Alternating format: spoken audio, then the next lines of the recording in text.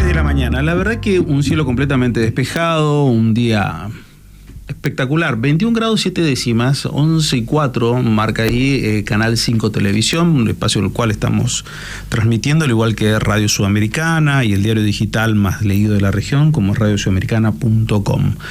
Hoy, comenzando el mes de abril, uno puede llegar a sentarse a hablar de muchísimas cosas, pero lo que cotidianamente nos va marcando es la economía en sus diversas aristas.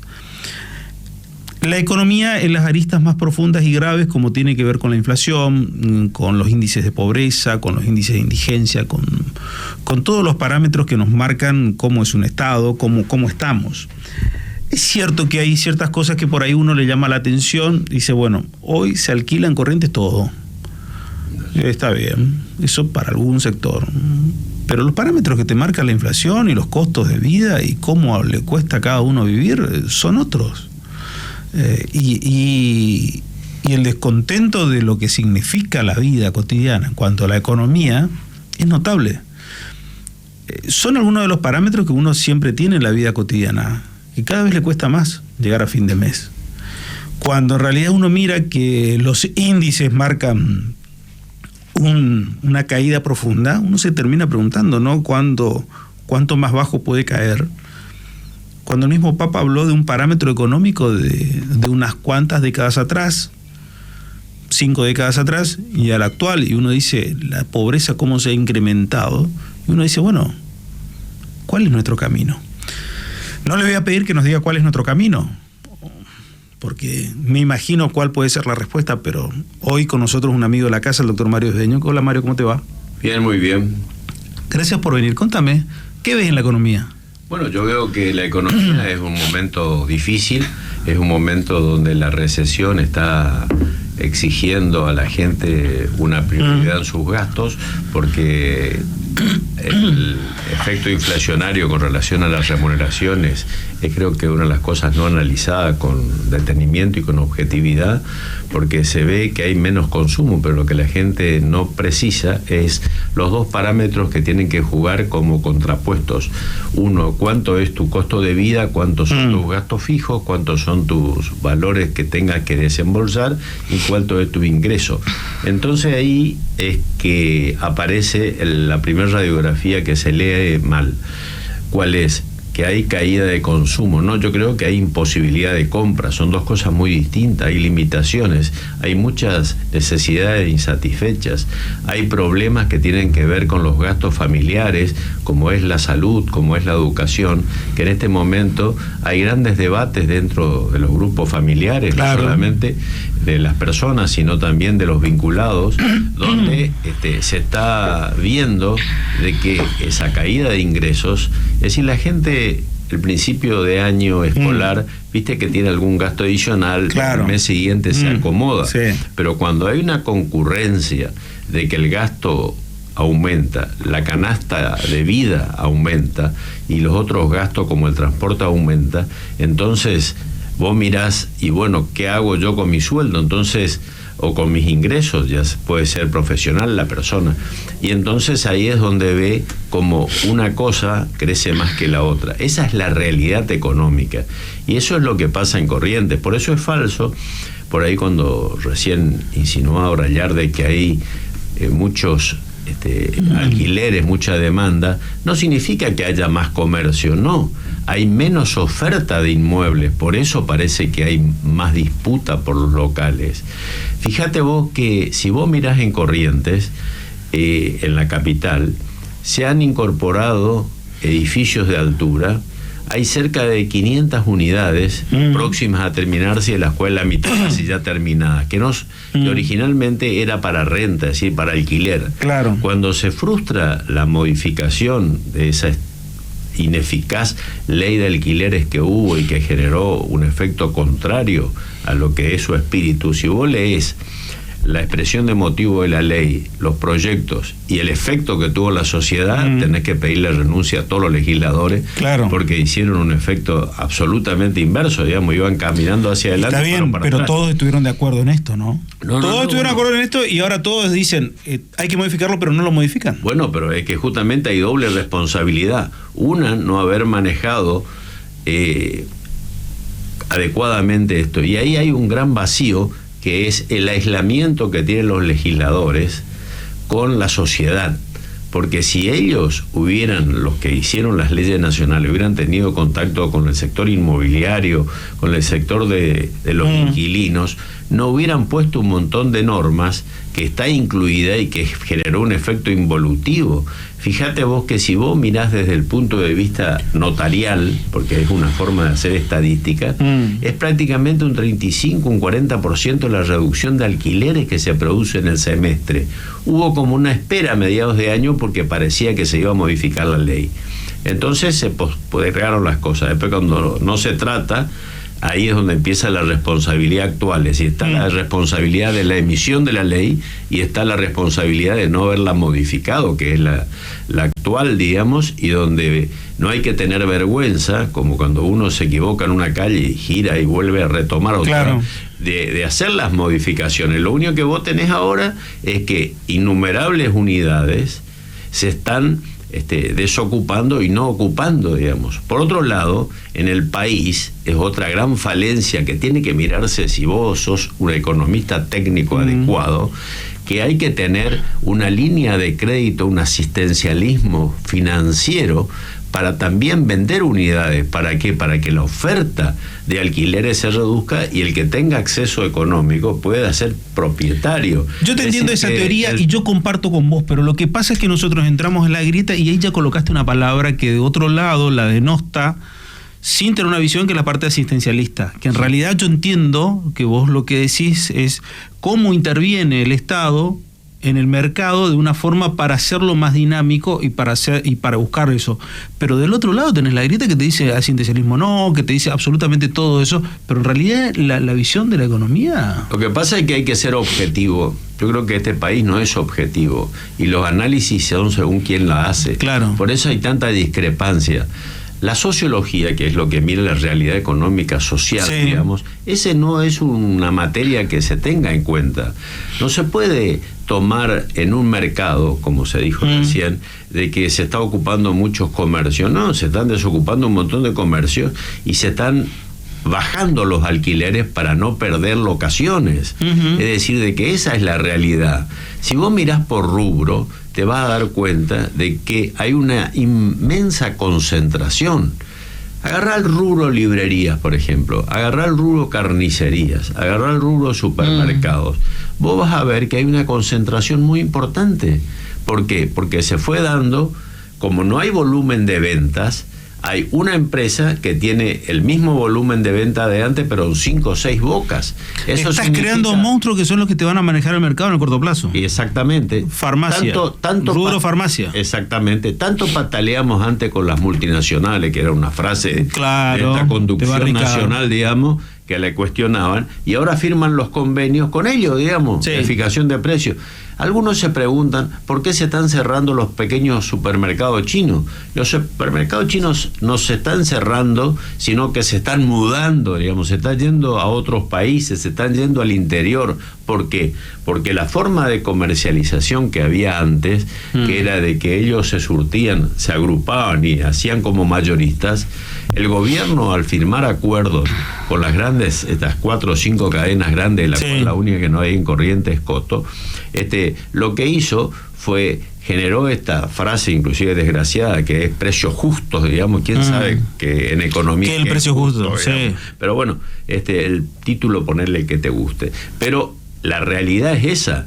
Inclusive mañana vos vas a saber de que, a consecuencia de que 3 o 4 de las empresas que hicieron acuerdos con el Massa se están por abrir, porque están por hacer precios o están por sacar listas por arriba de lo pactado. Es decir, ese acuerdo duró 30 días y se está por descomponer, digamos. A ver, ¿qué falló cuando Massa hizo el cálculo y logró estabilizar un barco que estaba prácticamente a la deriva, cuando el irresponsable Martín Guzmán hace lo que hace y que se va de esa manera intempestiva, poniendo en un crack la economía?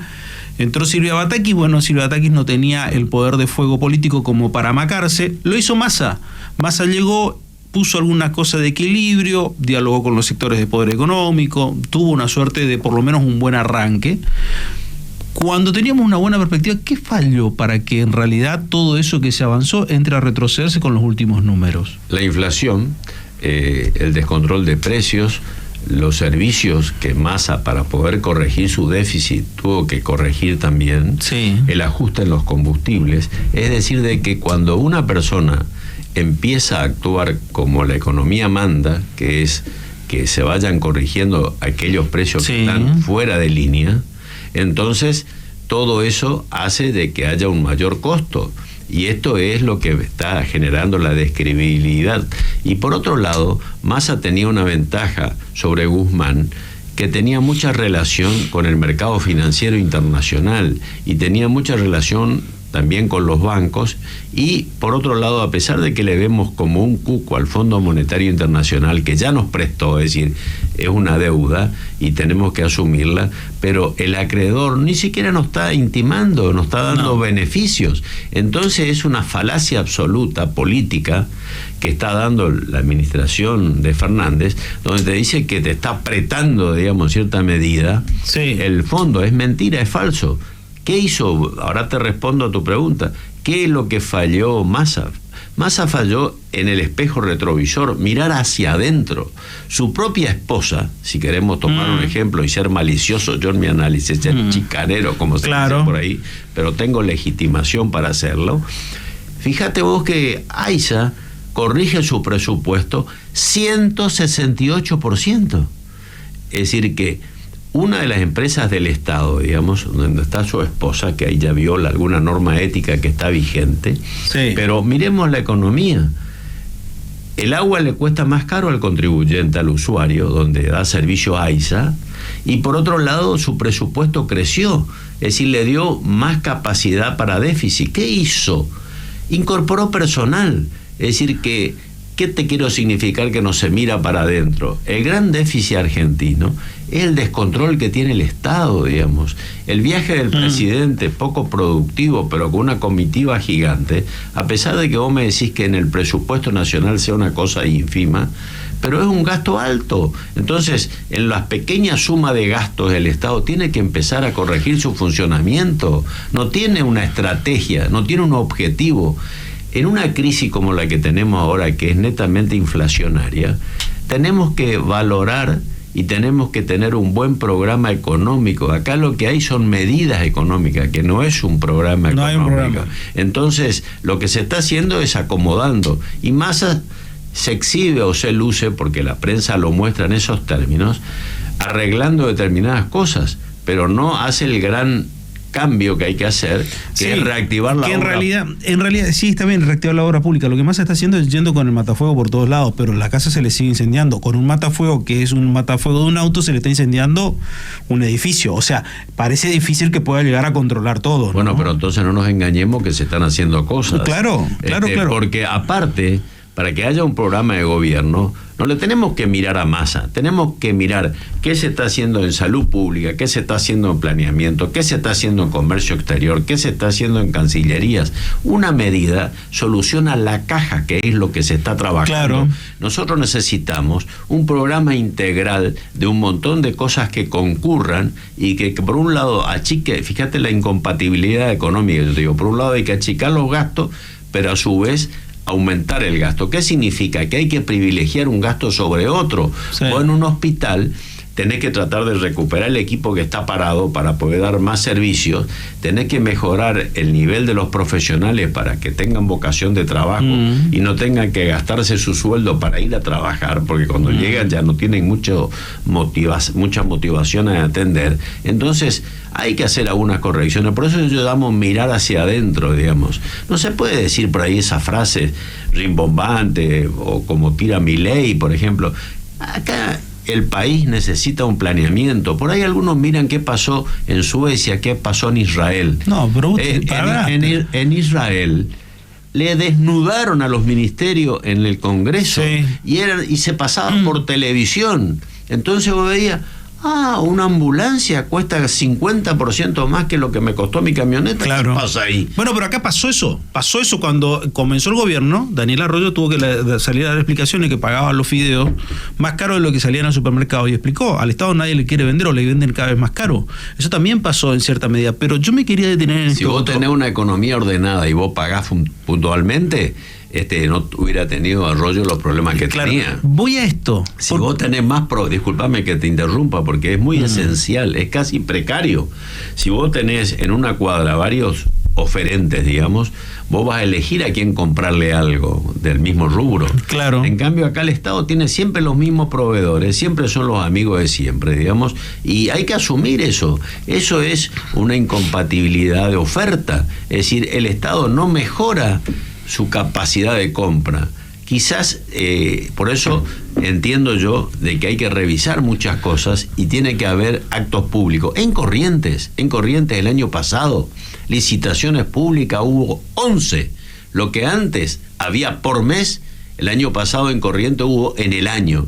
Y el presupuesto de Corrientes fue ejecutado el 100% y fue un buen presupuesto. ¿Qué te quiero decir? No hay compulsa de oferta. Es decir, que la provincia y los municipios pasa casi lo mismo que pasa con la nación. Es decir, el ciudadano va a tener que empezar a exigir, en vez de mirar quién está con quién, si quién se pelea con quién, ¿qué te propone cada uno? Porque algún sector te puede tratar de hacer un aporte que quizá ese no llegue al poder, pero que sea algo para sumar al que gane. Entonces ese es el tema. Explícame una cosa. 10 años atrás, o un poquito más si querés, decíamos la Argentina, ni nos queríamos comparar, o mejor dicho decíamos, no nos llegan ni a los talones, Paraguay, Bolivia, Uruguay, Chile, Brasil. Ajá. Los últimos 10 años miro los números, todos ellos crecieron. Miro la inflación de todos ellos. Nosotros no tenemos la inflación ni siquiera en un mes de lo que ellos tienen en el año. Sí, bueno, eso fue motivo de que se trabajó seriamente y con cuidado. Y hay en el Uruguay, es decir, los casos no son muy parecidos, pero en esencia sí. Uruguay, por ejemplo, tiene mucha continuidad institucional.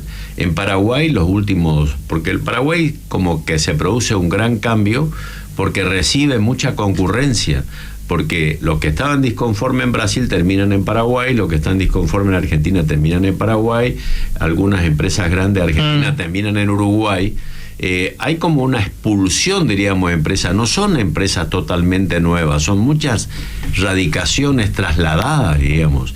Eso fue el crecimiento. Pero si vos ves en Paraguay, y acá alguno que no se enoje, pero en este momento por lo menos 10 empresas constructoras correntinas están haciendo cerca de 18 o 20 edificios en Asunción. Entonces, esas son cosas que no se hacen acá, es mano de obra que no se ocupa en Corrientes. Son albañiles correntinos que trabajan mediodía y trabajan a veces de lunes a jueves, porque se achica un día por mes, por semana, digamos, son 5 o 4 días durante el mes, y están achicando jornales. Quizás esa es la pequeña diferencia que haga que se tenga más capacidad de consumo. Esa es la realidad. Y ahora la nueva excusa es la sequía, digamos, que no es una excusa, es una realidad dolorosa, digamos, que tenemos. Pero la sequía también tiene que ser que a su vez dispongamos de medidas que, superada la crisis, es como que tuviste un incendio, digamos. Sí. Vos no te vas a parar en la puerta de un lugar incendiado y vas a lamentar, digamos, tenés que ver cómo vas a recuperarlo. Sí. Y ese es lo que hace falta, y los políticos tienen que sumar para que eso sea, y ajeno a los partidos políticos. Fíjate vos que un dirigente como Billy Goni, por ejemplo, un partido casi inexistente, reclamando cosas, se convirtió en un líder político, era un referente político. Bueno, todos esos son desequilibrios que existen en la conducción política argentina, porque van asumiendo las necesidades sociales y se convierten en dirigentes. Bueno, esos son pequeños indicios que marca la sociedad, que están mostrando de que hay que buscar soluciones mayores, porque si esa gente empieza a tener tarea y se ocupa, no va a tener un Billy Goni que te gestione la desocupación. A ver, en todo eso que me dijiste me acordaba de un hecho que sigo sin entender. Porque está bien, muchas veces se dice que no hay recursos, no hay recursos. Por un lado te dicen no hay recursos. Pero acá en Corrientes, el año pasado, Sí. vino una empresa paraguaya Ujú. a ofrecer departamentos, reasegurando el departamento en dólares, dando una garantía de que esos Vino en busca de departamentos, inversionistas. esos departamentos iban a tener un alquiler asegurado, por lo menos en un periodo determinado, una rentabilidad que la verdad me llamaba poderosamente la atención. Hizo una reunión, un local muy bonito en la Costanera, hizo una reunión ahí presentando todo. Un edificio en una zona nueva de Paraguay, la verdad que no conozco mucho, de Asunción. Obviamente todo en dólares y edificios de muy buen nivel, o sea, nada económico. El tipo vendió en un solo día, una tarde-noche, vendió 10 departamentos. Ujú.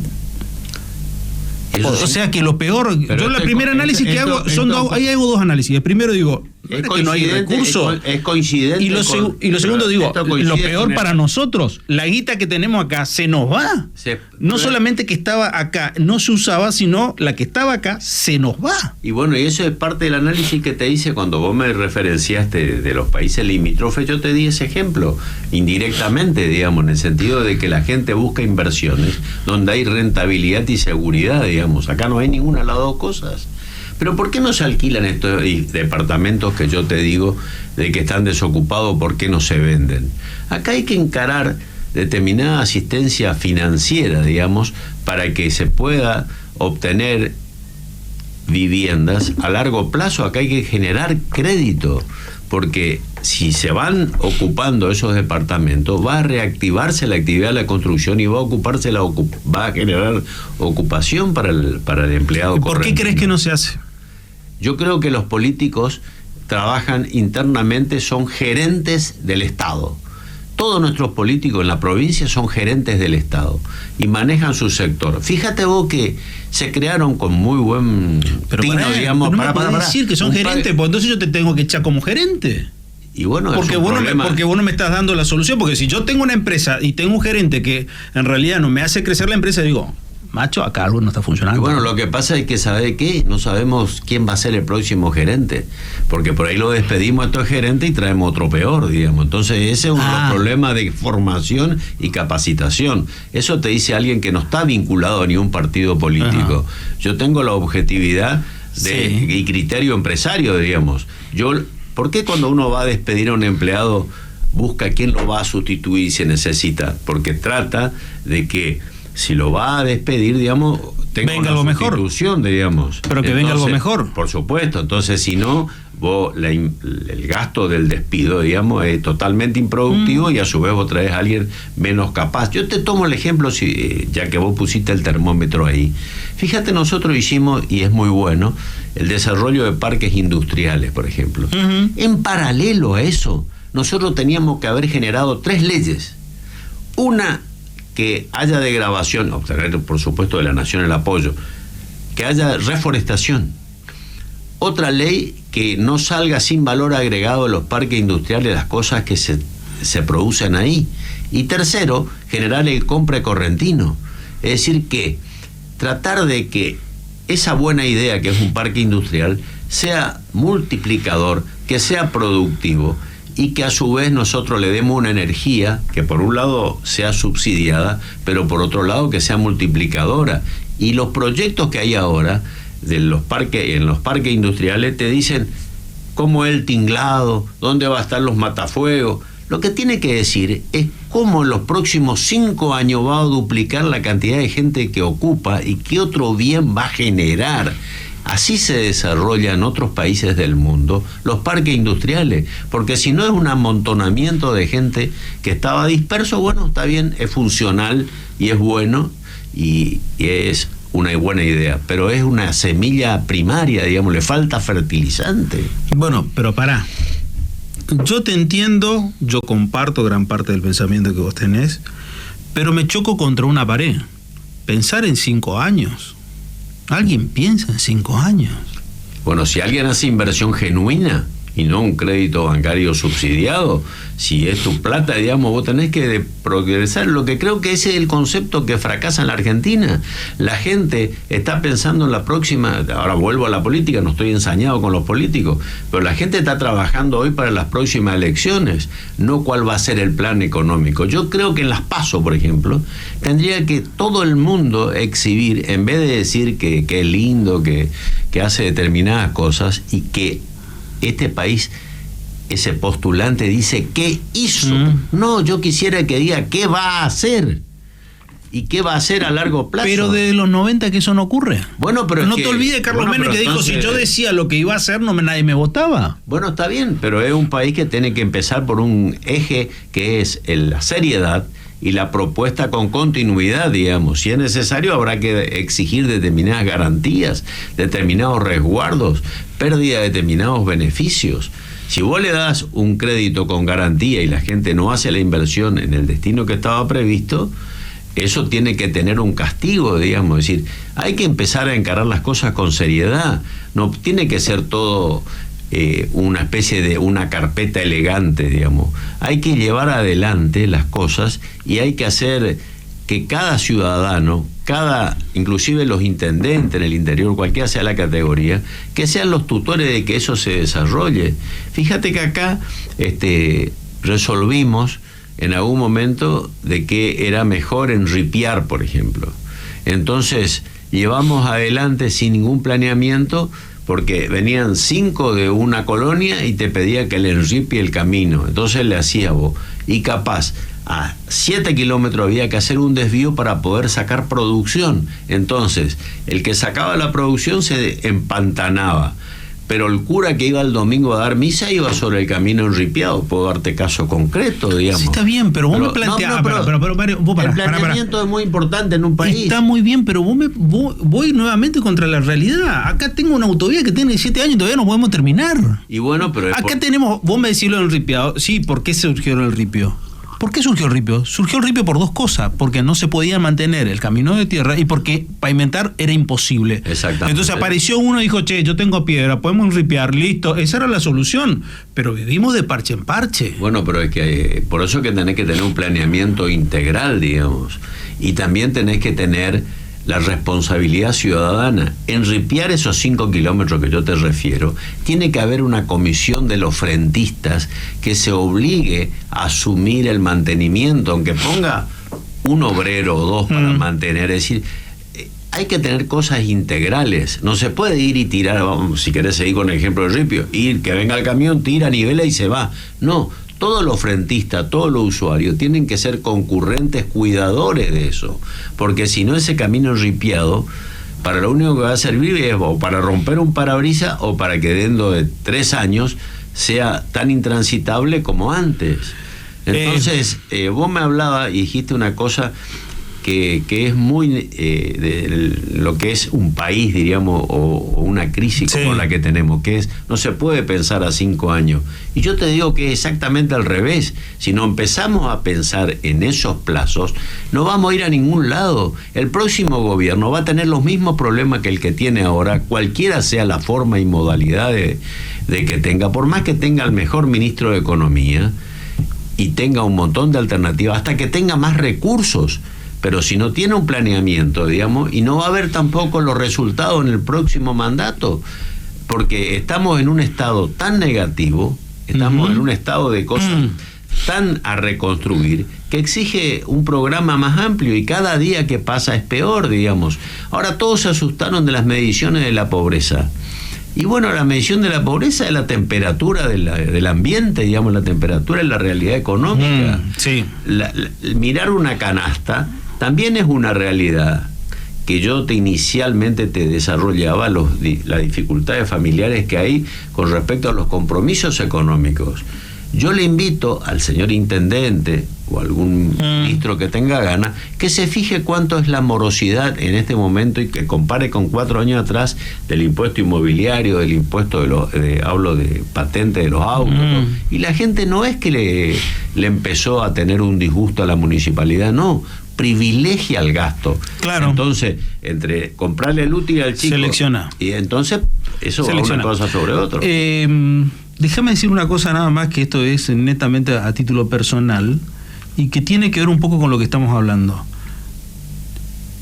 Yo soy netamente capitalino en el sentido de decir que nací acá, me crié acá, creo que voy a morir acá, uno no sabe dónde, pero sí creo que voy a hacer acá. Yo en el fondo no estoy tan a favor del segundo puente de Chaco Corrientes. Yo creo que a Corrientes le vendría mucho mejor como provincia el puente que uniría con la provincia de Santa Fe. Esto no suena políticamente correcto, pero a nivel de desarrollo de la provincia, me parece que lo mejor para una provincia como Corrientes, sí, el puente Lavalle Reconquista, Lavalle Villocampo, no sé bien cuál es la localidad santafesina. Nos haría mucho mejor como provincia. Si Muchísimo vos tuvieras mejor. Un planeamiento a favor de la producción, tu análisis es cantado, digamos, inclusive más barato. El segundo puente acá y el ruido que hay permanente es el tránsito intercapitalino, digamos, entre Resistencia y Corrientes, porque el 90%, si vos mirás la encuesta de patentes, el 90% del tránsito en un semestre, no te digo todos los días, en un semestre, es gente que va de una ciudad a la otra. Entonces, no es generador, digamos, y esto no significa que estemos minando el segundo puente. No, lo que tenemos es que privilegiar. Y entonces, hoy no está privilegiado. Y bueno, a eso voy. Y, así, y eso mismo, Daniel, tiene que aplicarse en el tema de la energía. Tenemos que hacer redes troncales, no iluminar las casas, los barrios, las calles, digamos, porque tenemos déficit de seguridad, sino invertir en infraestructura, porque si crecen los parques industriales, si hay inversión en la producción, que creo que el futuro está ahí, va a faltar energía y va a faltar medio de traslado. Por eso tu óptica es muy válida para una provincia que quiere crecer. Ahora, si queremos inaugurar, es otra música. Hay otra cosa en eso que subyace permanentemente. Nosotros los capitalinos muchas veces cometemos el mismo error de lo que demandamos como gran error de la Argentina. ¿Cuál es? La centralidad de los porteños. Los capitalinos también tenemos esa centralidad en cuanto al pensamiento 100% y no miramos. 100% así. Ese es un punto que me parece que es grave también y que conspira contra el contexto de la provincia. Sí, señor. Y tenemos también una cosa que es la competitividad negativa para el crecimiento, porque se quiere comparar la ciudad de Buenos Aires con la provincia de Buenos Aires. Nosotros no queremos comparar lo de Resistencia con lo de Corrientes, digamos. Y no sé si eso es válido, digamos, desde el punto de vista de inversión pública y de las necesidades que tiene la ciudadanía. Ese es el tema, sí, digamos. Fíjate vos que tenemos lugares ahora con autopista, por ejemplo, pasan el Chaco, pero el día que llueve tenés que tener una lancha. Eso significa que ni siquiera hacemos lo que invertimos, ya ni siquiera lo hacemos bien. Eso tiene que ver con la calidad de la inversión pública. Entonces hay que ser cuidadoso y desarrollar las cosas que sean productivas, que sean multiplicadoras. Gracias por venir, como siempre, un gusto verte. Igualmente para vos, me alegro, y el debate abierto es positivo porque no es comprometido con la política. Pero el objetivo del debate, y yo siempre entendí en cierta medida que en qué me diferencio con la parte de la grieta, es que los dos tenemos el mismo objetivo final. Uno puede querer ir por un lado o por otro, pero tenemos el mismo objetivo de un bien mejor para todos. Una ciudad mejor para todos, una provincia mejor para todos, una economía mejor para todos, no para un sector. La discusión no va para yo imponer mi idea por sobre la tuya, sino para que la construcción de las dos ideas nos permita algo mejor. Pero vos sabés que hay un criterio americano, digamos, que dice que a veces las crisis son las mejores semillas para crecer, digamos, y las oportunidades. Yo creo que esa situación desgraciada que tenemos en la economía tiene que ir por ese eje. Nos tiene que permitir crecer, de alguna manera. Ya lo dijo Dualde, estamos condenados al éxito. Todavía la condena parece larga porque todavía no llega, ¿no? Pero bueno, harina de otro costal. Gracias por venir, Mario, como siempre, un gusto verte. Igualmente. 11:37, me pasé unos minutos, le agradezco mucho a la gente de Canal 5 Televisión. Nosotros una breve pausa y nos reencontramos dentro de 7 días. Gracias.